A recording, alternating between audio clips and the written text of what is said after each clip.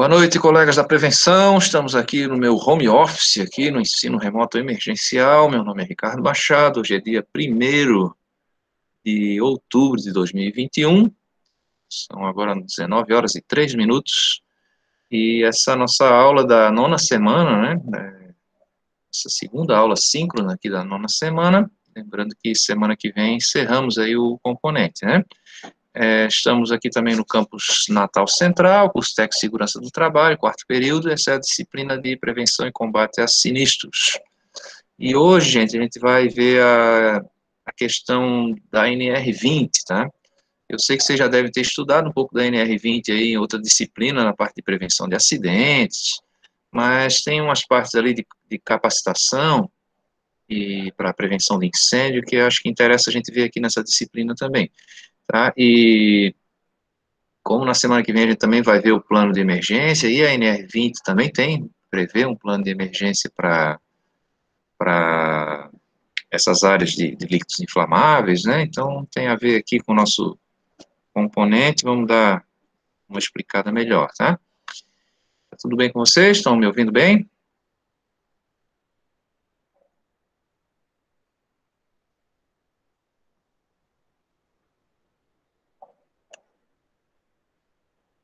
Ok, alguém me diz no chat aí se está chegando bem? Pronto, tudo bem, né? Chegando aí, abri o slide.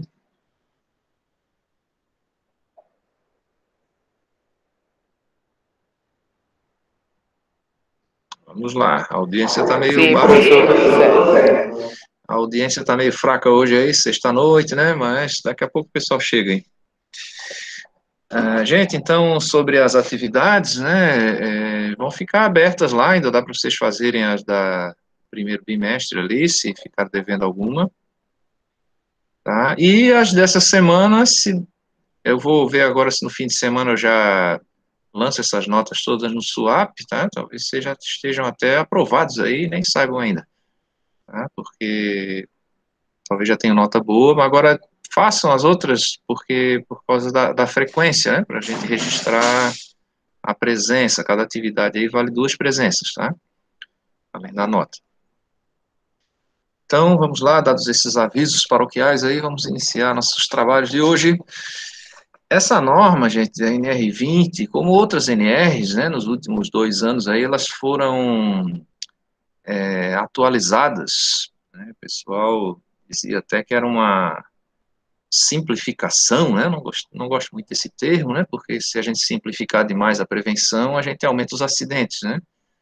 Mas de qualquer forma, ela teve algumas alterações, assim como outras, né? Vocês devem ter estudado já aí que a NR1 também ainda não está válida, mas ela foi alterada e ela eliminou o PPRA, o Programa de Proteção e Prevenção de Riscos Ambientais, e criou o PGR, Programa de Gerenciamento de Risco lá na NR1, e tantas outras normas aí, né? Essa daqui eu vi uma nota explicativa aí da Superintendência do Trabalho e do Emprego, dizendo que principalmente essa parte de treinamento, gera um custo para a nação. Eles estimaram ali um treinamento em R$ 1.000, custo do treinamento, então justificando ali a redução da carga horária dos treinamentos, né? E criaram também, que na norma antiga não tinha, a norma antiga também já tinha sido revisada há pouco tempo, ela estava bem melhor do que a mais antiga, né? Mas eles mudaram a carga horária em função da classificação do risco das instalações. Então, assim, por exemplo, existe ali um treinamento básico que era 8 horas para qualquer tipo de instalação. E aí eles criaram uma carga horária diferenciada, uma instalação classe 1 fica com 3 horas, e aí 6 horas ou 12, não me recordo, agora vamos ver no slide aqui, mudar essas cargas horárias em função do tipo de instalação, né? Então a gente vai estar estudando isso hoje. Vamos começar aqui com os conceitos da NR20, e alguns vocês já vão reconhecer na hora, porque a gente já estudou nossas aulas de fundamento do fogo, né? E depois do intervalo a gente trata aí dessas capacitações, tá? Eu tenho até uma intenção de abrir aí algum desses cursos aí da NR20, que são vários, como o curso FIC aqui no Campus Central, né? talvez vocês possam até vir fazer esse curso para fazer a prática de extintores, né, a prática de incêndio, hidrantes, e a gente agora, por conta da pandemia, não está podendo fazer, né? Então, vou combinar aí com a coordenação, né, para a gente aprovar isso, talvez como curso FIC, né, coordenação do curso, a direção da diretoria, da DIAC, né, isso tem que ser apreciado no colegiado da diretoria, DIAC não, a DIAREM, né, que é diretoria da Recursos Naturais, né, acadêmica de Recursos Naturais. E é isso, né, espero logo estar em definitivo aqui no campus central também. Hoje, inclusive, dia 1º, entrou em exercício lá a professora que vai me substituir lá no campus de Macau.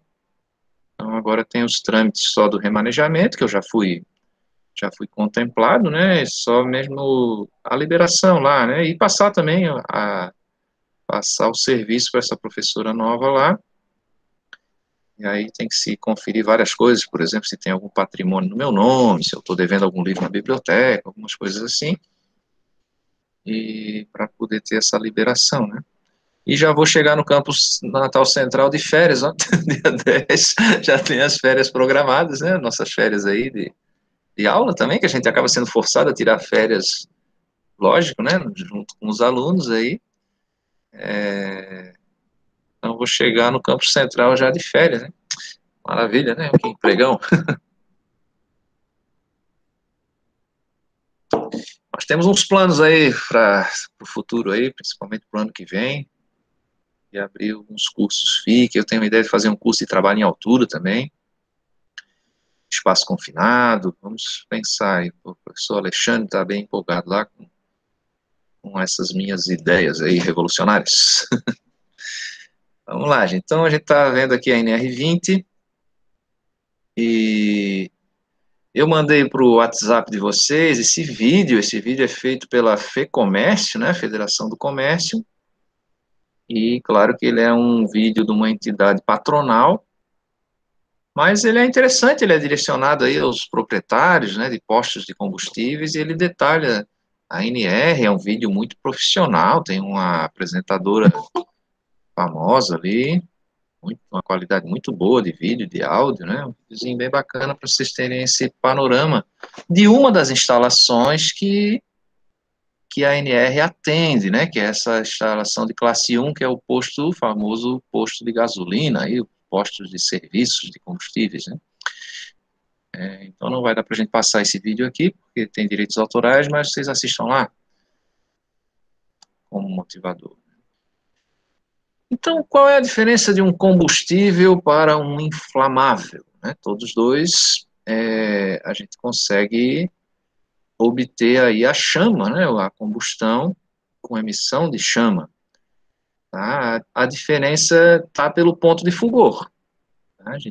A própria norma, a NR20 lá, eu já passei isso para vocês lá na nossa teoria do fogo, mas a NR20 estabelece esses limites. Até aqui é combustível, daqui para cima é inflamável, daqui para cima não é nem combustível nem inflamável, né? Então, como seria? Essa norma vai tratar dos líquidos e dos gases, tá? Não trata de combustível sólido, trata de líquidos e gases, mas a gente sabe que os combustíveis sólidos também têm um ponto de fulgor, né? É aquela temperatura, se lembra? Aquela temperatura onde a substância libera vapores combustíveis. Esse é o ponto de fulgor.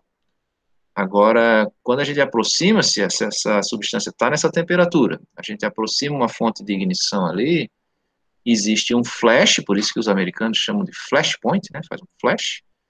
Aqui no Brasil a gente chama vulgarmente de chabu, né, dá um chabu, e o fogo se extingue quando você tira a fonte. Um pouquinho acima a gente tem a temperatura de combustão, se aproximando da chama, se tiver na temperatura de combustão, inicia a combustão e se mantém, mesmo retirando a chama. Então, mas a caracterização aqui, a gente vai pelo ponto de fulgor flashpoint. A NR20 diz o seguinte, ó, são líquidos inflamáveis aqueles líquidos que têm um ponto de fulgor abaixo de 60 graus Celsius. Cuide aqui, porque muita gente chama o grau Celsius de grau centígrado. Tá? É errado você dizer isso. Apesar de serem 100 graus, mas não é grau centígrado, é grau Celsius. O Celsius, ele criou uma escala e ele queria fazer 2 pontos marcantes nessa escala, por 2 pontos que fossem facilmente reprodutíveis, né? Então, ele escolheu a fusão e a ebulição da água na pressão atmosférica. Então, quando o gelo começou a derreter, ele marcou aquilo como 0. E quando a água começa a ferver ali, a evaporar, né, vaporizar, marcou isso como 100. Dividiu essa escala em 100 partes iguais, tá? Então, essa é a escala Celsius. Outra coisa que a gente pode considerar como inflamável é aquele combustível que está acima do seu ponto de fulgor. Tá? Por exemplo, eu tenho lá um combustível que tem um ponto de fulgor de 80 graus Celsius. E por algum motivo eu tenho que operar com esse combustível nos 80 graus Celsius. Por conta de energia solar, transporte, armazenamento. Então, nesse caso, esse combustível vai ser considerado inflamável. Ele está no seu ponto de fulgor. Tá? Está numa temperatura acima do seu ponto de fulgor. Certo? Veja que aqui, se eu tenho um ponto de fulgor de 60 graus Celsius, eu estou operando aí na temperatura ambiente, 25, 30 graus, 31 graus aqui em Natal, né? Ele está abaixo do ponto de fulgor, mas ele é considerado inflamável pela norma, tá?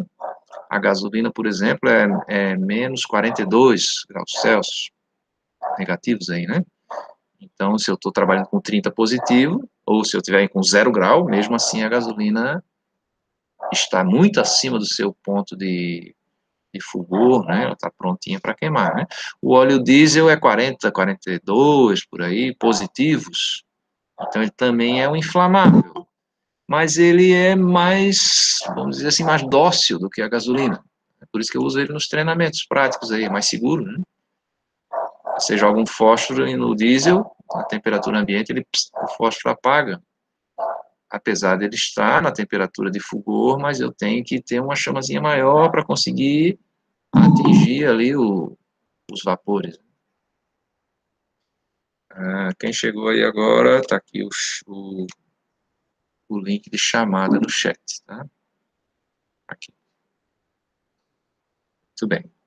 Então, estamos falando da NR20. Né? A NR20 diz também que os gases, que são gases inflamáveis, aqueles que inflamam a 20 graus Celsius, tá? A partir de 20 graus Celsius, a uma atmosfera. Essas aí são as famosas CNTP, condições normais de temperatura e pressão, que você já deve ter estudado aí para o Enem, né? Para a física, né? Uma atmosfera, 20 graus Celsius. Uma atmosfera é 1 kg por centímetro quadrado de pressão, é pressão ambiente normal, né? E 20 graus é considerado aí como uma temperatura normal, apesar de, dependendo da região do Brasil aí, o normal é mais de 20, né? 30, por aí. No caso aqui do Nordeste. Né? E a gente ainda tem os líquidos combustíveis, são aqueles que têm o ponto de fulgor mais alto, entre 60 e 93 graus Celsius. E aqueles acima de 93, não é que eles são incombustíveis, mas eles não entram nessa categoria, nessa classificação. Tá? É possível queimá-los, mas mesmo sendo líquidos, e aqui só se trata de líquidos e gases, né? Mas eles não entrariam nessa classificação, são coisas mais seguras acima de 93, né? Tá? Deixa eu contar uma historinha para vocês aí, uma historinha do começo da carreira, quando eu tinha a idade de vocês, lá em 1900 e Plano Real, lá em 1994, eu precisava fazer um treinamento de incêndio, né? Então, para conseguir recursos naquele tempo, tudo mais limitado, né? E eu fui até a oficina lá na Universidade Federal de Santa Catarina, acabar de passar no concurso, cheio de energia, né, para executar, queria plantar logo as coisas da segurança do trabalho na universidade, né? E lá na oficina fui tentar, vou botar aqui, Vislane, o link da chamada. Fui tentar conseguir óleo diesel, né? Queria fazer o treinamento com óleo diesel ou gasolina.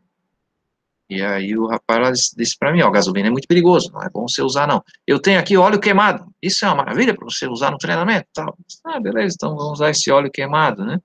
Me deu lá um balde com 10 litros de óleo, esse óleo lubrificante que tira do automóvel ali, na troca de motor, do óleo do motor. E aquilo foi uma desgraça, porque eu não conseguia acender o fogo ali, né? Aí já tinha uma garrafinha de gasolina lá, 1 litro de gasolina, joguei por cima, me afastei, claro, né, para não machucar, acendi a gasolina e aí começou a pegar fogo, mas dava muita fumaça, aquilo ali, muito complicado, ali tive que aquecer bastante para ele queimar, né? Então, qual é o problema ali do óleo lubrificante? Ele é projetado para não queimar, porque dentro de um motor de combustão interna, ele vai ser submetido a calor, claro, né? Então não é só queimar, ele se degradar e perder a característica dele lubrificante. Apesar da gente chamar ele de óleo queimado, ele não queima, tá? O que ocorre é que o óleo fica pela parte de baixo dos cilindros, ali naquele mecanismo de biela-manivela ali do motor, e o pistão, quando ele retorna da compressão, tem os anéis, né? Aqui no Nordeste o pessoal chama de anel de segmento, né? Os anéis que tem ao redor do pistão, para fazer o contato com a camisa, né? Que é o cilindro. E aí eles raspam aquele carvãozinho da combustão da gasolina lá de cima e joga isso no óleo. Por isso que o óleo tem que ter um filtro, e é por isso que de tempos em tempos a gente tem que trocar o óleo, né, do motor. Normalmente a cada 5 mil quilômetros, 10 mil quilômetros rodados a gente troca o óleo. E se chama esse óleo de óleo queimado, né? Inclusive esse óleo a gente vai daqui a pouco comentar melhor, mas ele pode ser também reutilizado, ele vai para a refinaria e você filtra ele e transforma em óleo lubrificante novamente, né? Então, o ponto de fulgor de um óleo desse lubrificante é muito maior do que 93, tá? Ele vai estar trabalhando ali, assim, tipo 100 graus, ali dentro do motor. E, claro, para o motor não superaquecer e aí derreter ali, fundir, né, o bloco do motor, a gente faz uma refrigeração, normalmente a água, você tem a água ao redor da camisa, dos pistões ali, e essa água circula num sistema de arrefecimento ali, no radiador, né? Tem uma tal de válvula termostática que ela abre, permite que essa água seja bombeada para o radiador, e ela mantém também uma certa temperatura, porque eu não posso ter um motor frio demais, porque senão não vou ter a combustão completa, né? Então tem uma temperatura de operação aí do meu motor. Então temos aqui líquidos inflamáveis, gases inflamáveis e combustíveis inflamáveis. Se esse combustível tiver aí um ponto de líquido combustível, ó, tem ali 80 graus Celsius de temperatura, mas se eu estiver trabalhando com ele acima desses 80 graus Celsius de ponto de fulgor, aí ele é considerado inflamável. Está prontinho para queimar de uma maneira mais violenta, né? Ok, então, dito isso, aqui tem alguns pontos aí, o álcool etílico aí, ó, 13 graus Celsius, né, gasolina menos 42, esses pontos, o equipamento que mostrei para você já na outra aula, as primeiras aulas nossas lá, para você avaliar o ponto de fulgor, né, dos combustíveis, e aqui as 3 temperaturas, então, ponto para essa substância aí, né, o ponto de fulgor é 50 graus Celsius, então, o que acontece? Eu aqueço, aproximo ali uma chama, um fósforo ali, uma chama piloto, e ele dá o flash point, dá um flash, né, então, esse é o ponto de fulgor, flash point. Quando eu afasto essa chama, o fogo se extingue. Se eu tiver um pouco acima, na verdade, aí bem acima, 200, né, aí eu aproximo a chama, o fogo se mantém.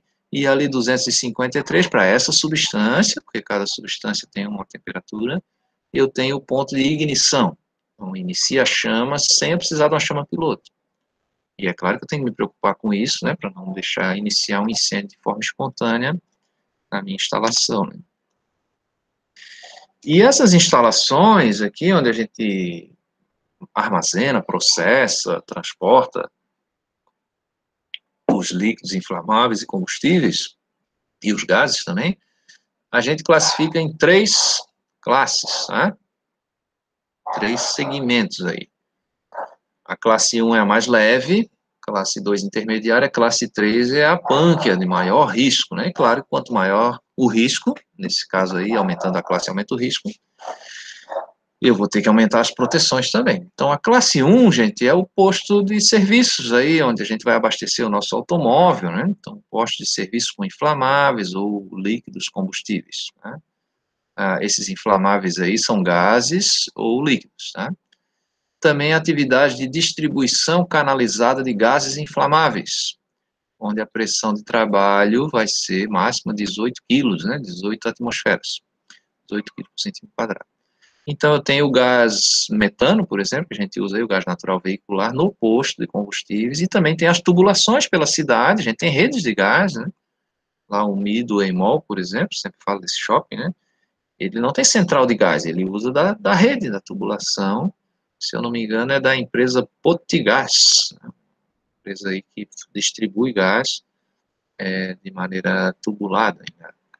Agora, não é só o tipo de construção, é também o que eu armazeno lá. Então, além disso, de eu ser um posto de serviço com inflamáveis ou uma distribuição, eu tenho que ter também mais do que 2 toneladas, de 2 até 60 toneladas de gás, ou entre 10 metros cúbicos e 5.000 metros cúbicos de combustíveis líquidos, inflamáveis líquidos.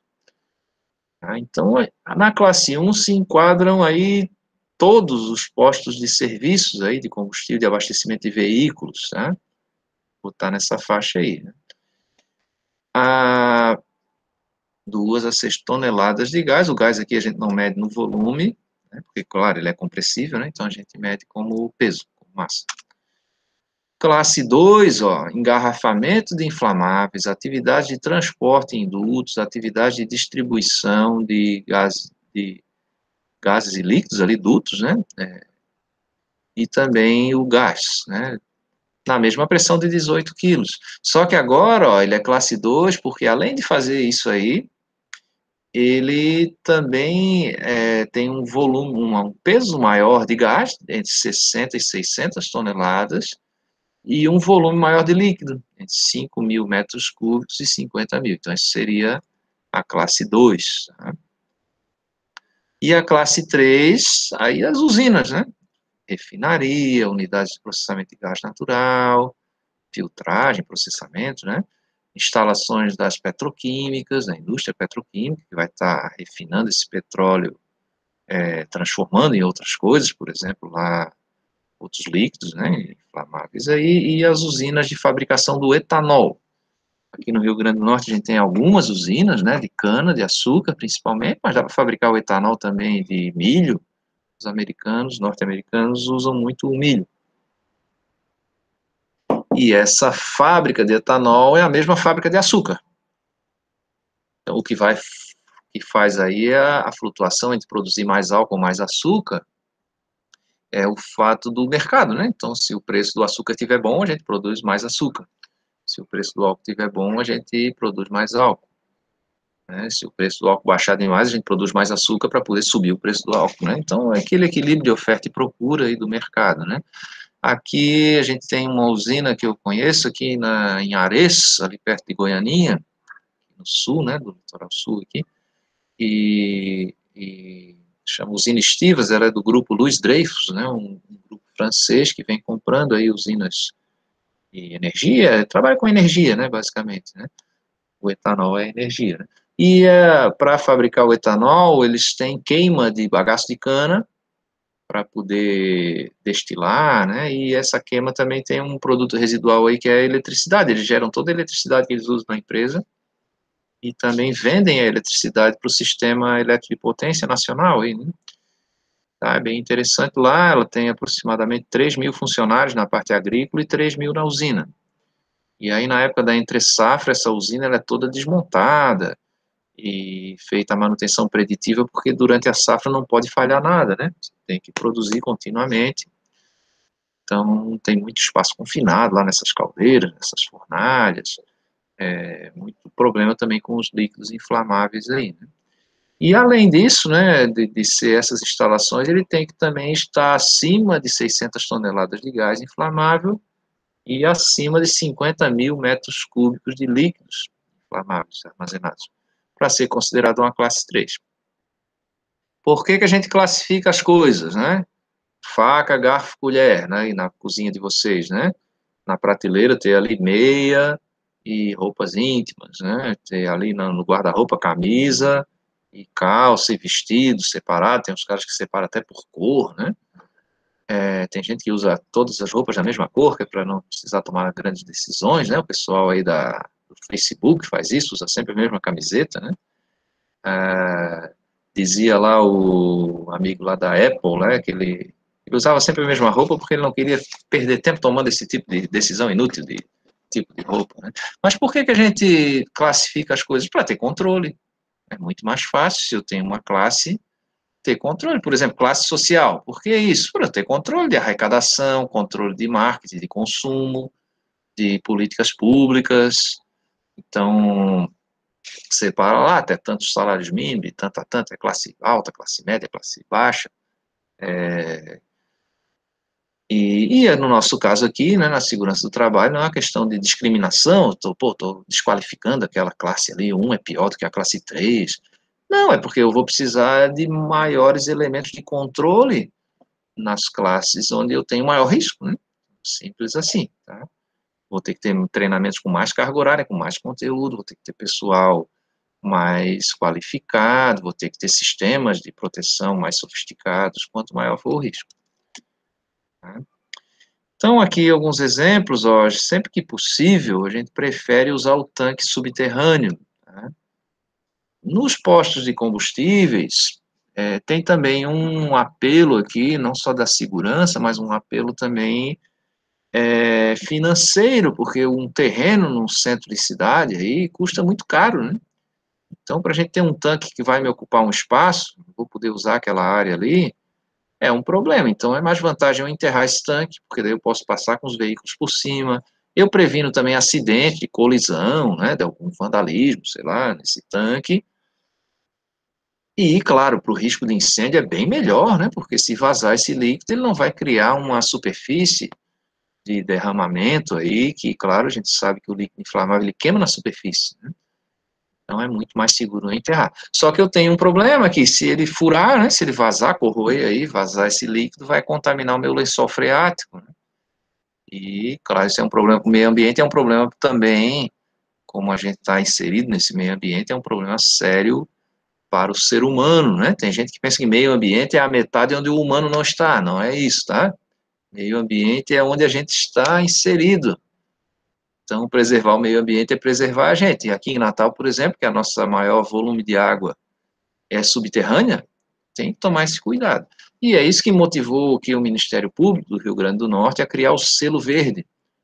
Então, ele visita lá os postos de combustível e aquele que não tiver com a instalação adequada, ele faz um termo de ajustamento de conduta e dá um prazo para que essa empresa substitua os seus tanques por esses aqui mais modernos, né, que já vão ter um revestimento de tripla camada, uma camada polimérica ali para evitar a corrosão, porque o solo é corrosivo, e faz testes de vazamento aqui também, e se ele não fizer isso, aí o Ministério Público abre uma ação civil pública, né, e pode fechar aquele posto, multar, né, inviabilizar aquele negócio lá. Então, tem conseguido aí convencer, né, os donos aí de postos de combustível a implantarem esse tanque um pouco mais moderno aí, tá? Como é que eu sei que está vazando líquido inflamável aí desse tanque? Teria que cavar ao redor dele, né, ou cheirar o solo ali para ver se está fedendo a gasolina. Não é assim, né, a gente usa uma coisa mais simples. Todos esses tanques, eles têm que ter um suspiro. Tá? O que é isso? É um tubo que vai levar os vapores para a atmosfera. É claro que esse vapor tem que ser diluído na atmosfera para não criar ali uma atmosfera explosiva, né? Então, você já deve ter visto, se não viram ainda, observem nos postos de combustível, dê uma passada de olho assim, vocês vão ver lá em algum limite do posto, uns canos subindo assim do solo, e lá em cima tem uma bengala assim, né, uma curva para baixo, que ela é, claro, para não entrar água de chuva ali no tubo, e esse é o respiro. Então, o que que eu faço? A gente fecha a válvula desse respiro, para ele não respirar, e injeta dentro desse tanque aí gás que não é gás comburente, claro, né? Tem que ser aí um nitrogênio, né? Se eu botar oxigênio ali, vou explodir o tanque, né? Então, bota lá, usa lá, por exemplo, nitrogênio.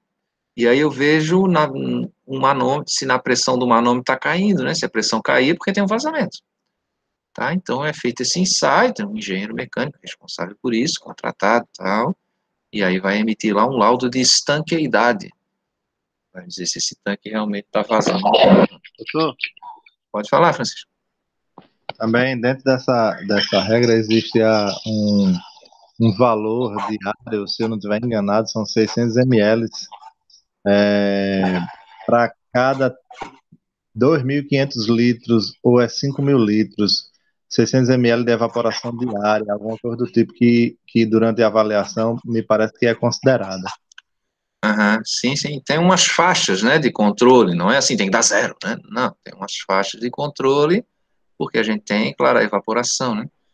E, e pode ter algum microvazamento, talvez tolerável também, mas tem ali limites de controle, tá?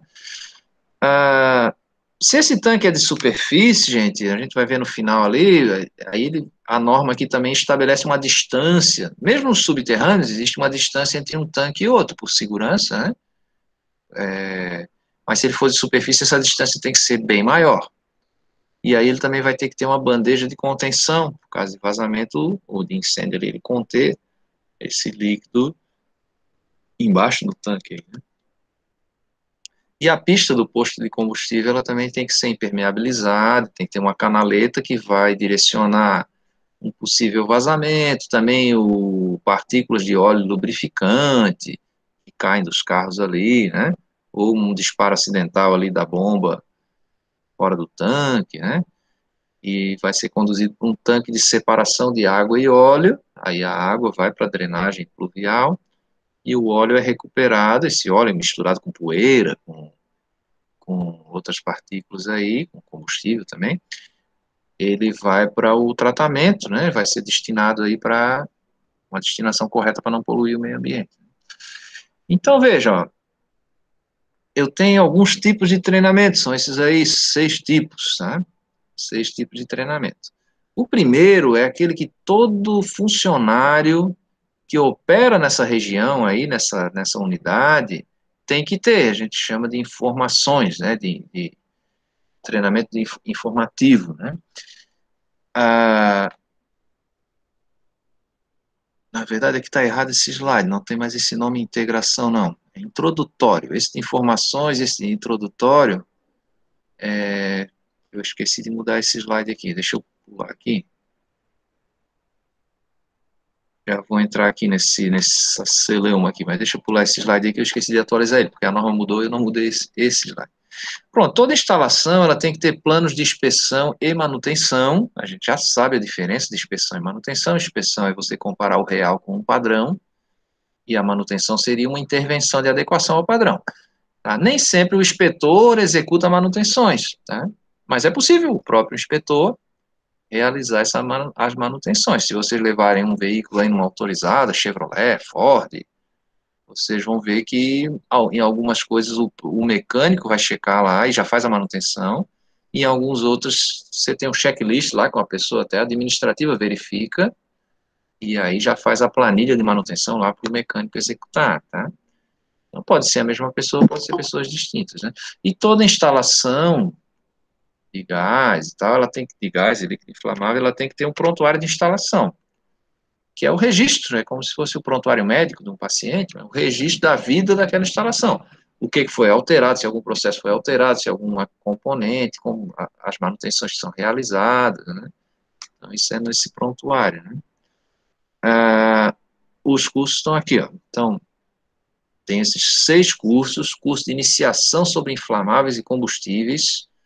Para quem é esse curso? É para aquela pessoa que não opera diretamente com os inflamáveis e com os combustíveis.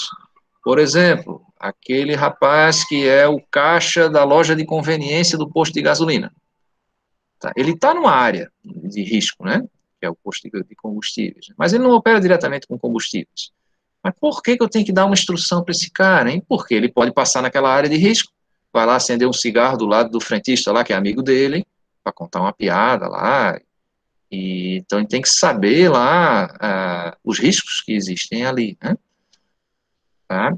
E a gente vai ter o curso básico, intermediário, avançado 1, avançado 2 ou específico, dependendo da complexidade da instalação. Tá? Vamos ver aqui numa outra tabela isso aí, esta tabela aqui. Então, dependendo da minha atividade e da instalação que eu trabalho, eu vou ter um determinado curso. Está meio pequenininho aqui, deixa eu correr o mouse ali para melhorar a nossa vida aqui. Então, se eu tenho uma atividade específica e pontual e de curta duração, numa instalação classe 1, meu curso é de 4 horas. Por exemplo, o frentista de posto de gasolina. Na verdade, a profissão não é essa, a gente chama de frentista porque ele está na frente de abastecimento, né? Mas o nome dessa profissão ali é operador de postos de serviços. Tá? Mas, assim, é específica a atividade dele, né? É pontual e de curta duração? Ele passa o dia inteiro abastecendo, mas cada operação que ele faz ali é de curta duração. Tá? Então, para essa classe 1, ele faria ali um treinamento de 4 horas. Agora, o que ele tem que aprender nesse curso básico aí? Vamos ver, já temos ali o currículo do curso, né? E isso que mudou nessa norma, que antes todas as pessoas aí faziam um curso de 8 horas, tanto para instalação classe 1, classe 2 e classe 3, se for essa daí, a atividade específica, pontual e de curta duração. E aí o pessoal aí da comissão tripartite achou por bem mudar essa carga horária e usou o argumento do custo. Tá? Usou o argumento lá, até ali na nota técnica, ali, dizendo que custa em torno de R$1.000, R$1.025. Então, se você reduzir 1 hora esse curso, a gente queria até fazer o curso de 3 horas, né? Você reduz o custo, né? O problema é saber se as empresas que vão ofertar esse curso vão querer ofertar nessas cargas horárias aí maiores ou menores, né? Porque diminuir a carga horária, às vezes, não diminui o custo do curso, porque você tem uma parte prática desse curso que vai estar usando insumos, né? Por exemplo, aí, combustíveis para a gente queimar lá e fazer a prática de extintores, né? Mas, de qualquer forma, a norma colocou aqui 4, 6 ou 8 horas. O pessoal que trabalha com manutenção e inspeção, tá, vai ter que fazer um curso de 12 horas. Tá? Esse pessoal vai fazer mais intervenções, assim, né? Nas tubulações, nos tanques, então 12 horas. Se for um classe 2, 14 horas. Se for um classe 3, 16 horas. Evelyn chegou agora, vou botar o formulário aqui no chat. Tá? Então tem o curso de 12, 14 ou 16. O curso intermediário é o mesmo curso, só muda a carga horária. Vocês vão ver que o currículo é igual. Só muda a carga horária. Né? E a operação e atendimento de emergência, entenda aqui a brigada de incêndio, o bombeiro profissional civil, né? Os cursos de 12, 20 ou 32 horas. Mas aí esse de 20, ó, já não tem o nome de intermediário, né? Ele tem o curso chamado avançado. Avançado 1 e avançado 2. E para o classe 1, essa pessoa vai fazer um curso intermediário de 12 horas. A norma diz que os funcionários não são obrigados a fazerem parte de uma brigada de emergência, tá? Operação de atendimento de emergência. A não ser que eles sejam contratados uma profissão afim. Por exemplo, sou contratado como bombeiro civil, profissional civil. Aí eu vou dizer, não quero participar da brigada de incêndio, não é minha praia, não me sinto bem fazendo isso. Não vou poder dizer isso, é a minha profissão, né? Mas se eu sou, por exemplo, um operador de bomba ali, por exemplo, de posto de combustível, sou um técnico de mecânica, eu não sou obrigado a participar de uma equipe de emergência. O que ocorre, gente, é que o patrão vai te convidar para participar.